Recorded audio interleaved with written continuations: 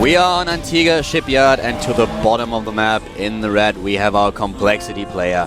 This is our Protoss down a game. He is Complexity Killer. This is not going to be easy. Antigua definitely a map where Protoss kind of struggle against Terran. We have his opponent starting to the top, cross-positioned obviously as we are using the GSL version of the map. There are no gold mirrors in the middle. In the blue, we have our Terran. OGS Finn. OGS Finn, he's up a game. He did very well in the last map. A nice timing, as Wolf pointed out. He did just so well. Very, very calm in his booth.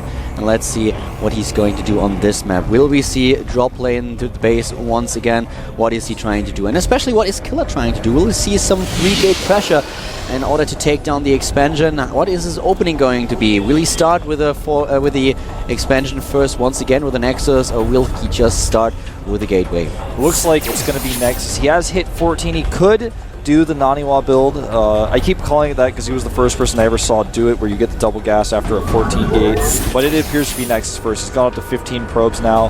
And Finn, on the other hand, is actually taking gas this game. So this is not something you see very often in Korea anymore, but it's going to be really scary. Taking this gas early on is going to give him several different opportunities. For example, the older style, the style that was so popular and unstoppable for a while, the Marine Tank Banshee all-in. It may come out here, it may occur. It's a really, really scary build. We see in it a lot on especially smaller maps. Dual side comes to mind, where this is really used very often. And right now we have still no scout for OGS Finn. This is something that he did on the last map as well. He scouted very, very, very late. So he does not really care if his opponent starts with the Nexus first once again. This might work in favor of Killer. Let's just find out what exactly his opponent is going to do. Well, the scout is not going to happen. If he controls its Marine well, and he does. No scouting information. That is so rough. Although if history repeats itself and Killer goes to the same opening that he did last time, he will get his robotics very shortly here. And with that, he'll be able to scout.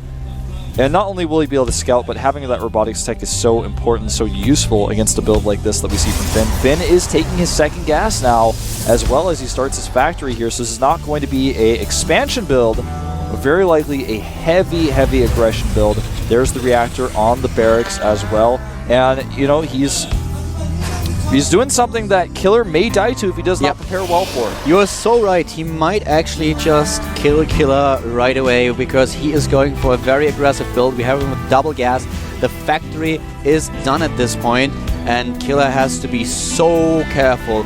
Here you have the starport. There's the first few Hellions, and he is going for an attack with 8 Marines, with 1 Medivac, 3 to 4 Hellions, just trying to do some pressure here. And with Killer's late gateways, it might succeed. It might. He has not added anything here. In fact, no robotics just yet. That's so crucial. He needs to be able to scout what his opponent is doing. He sends the probe up, and it gets killed by Marines. He sees no bunker, which is kind of useful. Seeing no bunker might lead him to believe, oh, well, he's probably going to do a multiple barracks build perhaps. Why is there no bunker here? If he's doing a tech build, he'd probably have a bunker, but the thing is, Finn has not seen anything. He's actually playing this so blind, which is so interesting to me because, hold that thought, Keller, we're not going to have anything but a Hellion drop coming through here. We're not going to have Banshees, we're not going to have tanks just yet. It's going to be a quick Hellion drop. Yep, it's really interesting with 2 gas. Aggressive scout here from Killer, but he lets it in. He's like, that's fine. You still don't know exactly what I'm doing. It seems like a tech build now, but he still doesn't know that for sure. He couldn't even see the reactor on the barracks. Could be hiding Marines. Nothing is certain. Oh, he's dropping the Hellions out in May. This is actually really cute. He accounts for the possibility that there is some scout at the front, so he just drops them onto the low ground in order to make sure that he cannot spot them. Completely avoids the watchtower as well.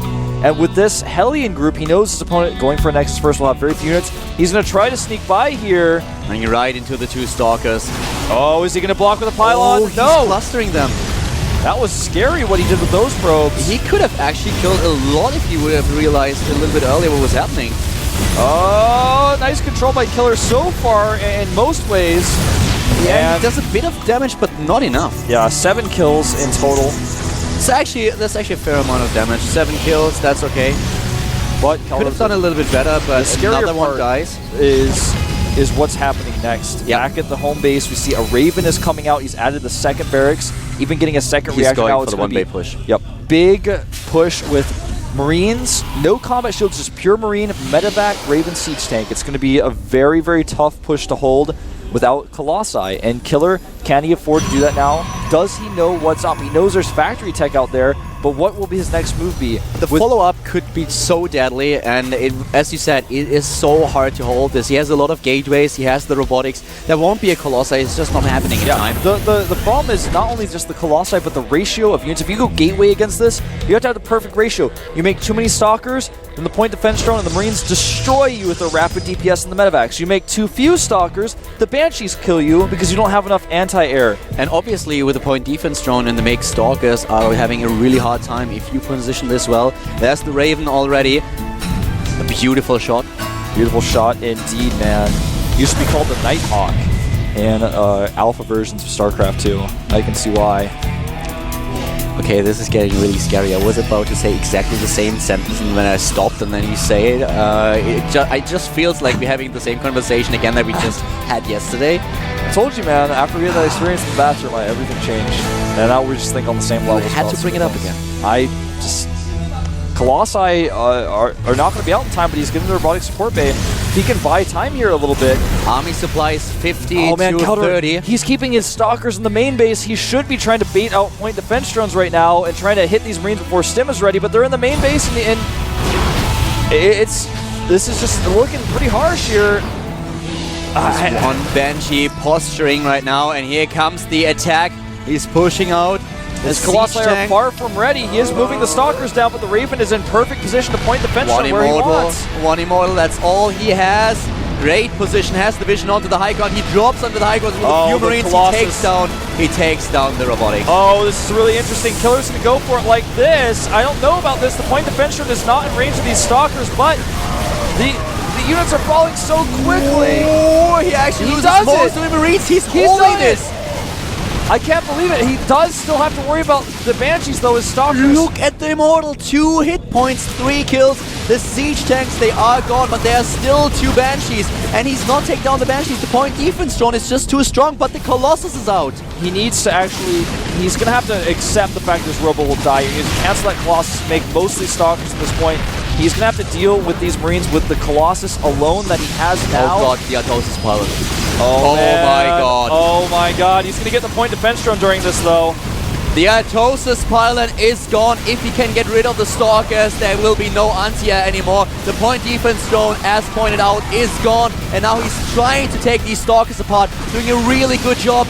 No production anymore. Killer doesn't have any production. This is really bad. He's going to try to take out the Banshees, but they are doing so much damage. He's going to take out these 2 gateways before they're repowered. He may, he may have just won it. I thought with that sick first engagement, I was like, Killer's got this, but like I mentioned earlier, man, the Stalker count is so important. Oh, the point defense drone with the additional Raven, and now he can target down the Stalkers of his opponent. He does so. This is really, really horrible. Killer did so well in the first engagement, and then the Atosis pylon dies, and he loses all of his production. Yep. He's researching Colossus range right now, but he has no Colossi, nor does he have a Robo to make any further Colossi, but he has so much money. He's like, well, I might make Colossi later, so I might as well get this. He just lost so much production. That's really the key here. These Banshees are doing so much, he cannot overextend. The Marines are constantly threatening at the natural as well. Otherwise, he would just go up and really punish these Banshees. The cybernetics core is gone. No more Stalkers for Killer. No more at all. And oh, he's going to lose some more hit points on these Stalkers. He can't deal with the Marines on the side. And despite his early awesome engagement, the Banshees remain alive, and I think this game may soon be over. He does not have Stim still, though, and with good micro against these Marines, he may be able to pick them off. Oh my god, the micro from Killer tanks, is so ready? good. He's sieging up slowly but steadily. Here comes the Raven once again, is being killed immediately, but the tanks are slowly but steadily edging forward and in a position where they can take down the Stalkers. Now even with the Banshees and the Marines trying to focus these Stalkers down, and Killer with the last desperate engagement, pulling his probes as well. Is it gonna be enough? It doesn't look like it. He's losing everything here. And it looks like 2 timing attacks in a row for OGS Finn will secure him a win. No rhyme intended, but that's it, man.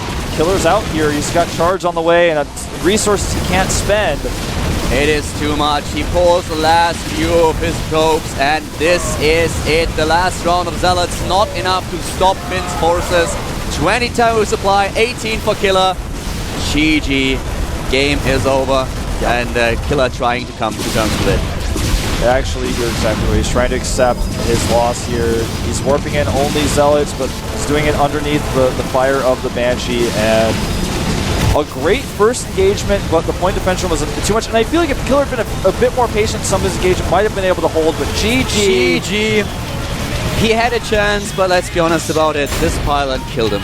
Yeah, the pylon, losing the pylon was definitely the nail in the coffin for him. No production. You saw he lost time and time so again. Many weapon rounds. He had so many resources he could not spend at the top right, and very unfortunate defeat for Killer here. Look at him. He is not gone forever. Everyone who lost today, in fact, will still be in Code A next season. Just will not be having a chance to get into Code S. Finn played very well. 2-0. He takes the series. And yeah, he goes for the 1 build on Antigua, and he succeeds. At first it looks like Killer might be able to hold it off after all, especially after the Colossus pops, but then the pylon dies, all the gates are unpowered, and he's losing 2 of them while he tries to replace the pylons. He's losing a lot of warp in rounds, has so much resources, so many on them, but he can't just do anything. No, he lost those gateways. He needed just a few more, maybe one more warp in of Stalkers, then he holds the gates, keeps them alive, then gets another round because he has a better economy, because he bought himself so much time. He had so much money because of the 2-base economy, he just could not spend it. And that's the unfortunate reality of Killer's second game there. It's a very tough game to lose. Oh, you lose 2 timing attacks in a row. It's the most frustrating feeling in the world to be sitting in that booth going, this guy's known for this. I'm Songho, man. I played against him in Brood War, and in StarCraft II, he's hitting me with these timing attacks. What do you do? Yeah, he was really disappointed. You could see it at the end when we had a shot after he quit the game. So he was very disappointed about his loss, and kind of should be. We'll have a quick look at the match results right now. What we have, of course, we've seen today. This was the first group of the day. We had Yu-Gi-Oh! Taking down OGS Lure, Ghost King Prime advanced over Tree, Creator took down Puzzle, and Ryung lost to Happy. A very, very intense, well, not really intense series, but a very well-played series by Happy. Very nice performance. Great control in his games. Same build twice, cleaned him up. And for our second group of results, Keen, MMA, Ganji, and Finn will all advance. Great matches from most of our players today. I don't even know which one of these results was the most upsetting, but I would say maybe Keen taking out an ST. Yeah, that is something that we did not expect, even though everyone knew that Keen might have it in him, but a 2-0 is not something that I expected. No, and I just want to mention, of course, our next week matches. Their round of 3 matches. Dongray Gu against Virus, Boom Boom against Genius, Jakshi against Symbol, Alive against Leonog. What a stacked day of matches. This is going to be awesome. Oh god, I'm so looking forward to it. Alive against Leonog. Really amazing. Dongray against Virus. Oh my god, I'm so down for this. Yep, should be excellent. Look at all the Code S stripes on all those players. Exactly. Only Symbol, the only one who basically advanced from the Code A qualifier, was down in Code B, and we've just seen him play at Iron Squid. Yep, Iron Squid looking really, really good there. He's got a tough match ahead of him against Jakshi, but he played well against his previous Terran opponent, or rather Protoss opponent. I had a great day of casting with you today, Kaldor. Yep. I really, really enjoyed it. I'm a little bit tired, but tomorrow we have Code S. Check out down there. Of course, you guys can see the matches. Remember, we did mention this before. I want to mention one more time. We're going to have headsets. If you come down to the studio, you can listen to the English broadcast as well. So make sure you do that if you're in Seoul.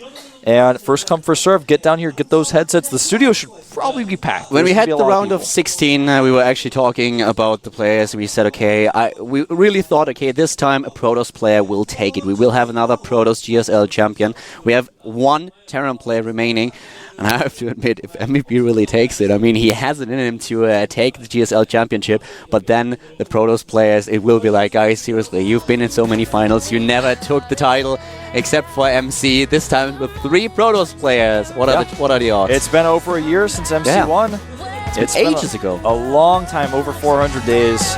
Well, it's been a great day of casting. Thank you guys so much for tuning in. I am Wolf. With me is Caldor, and we'll see you next time. Bye-bye.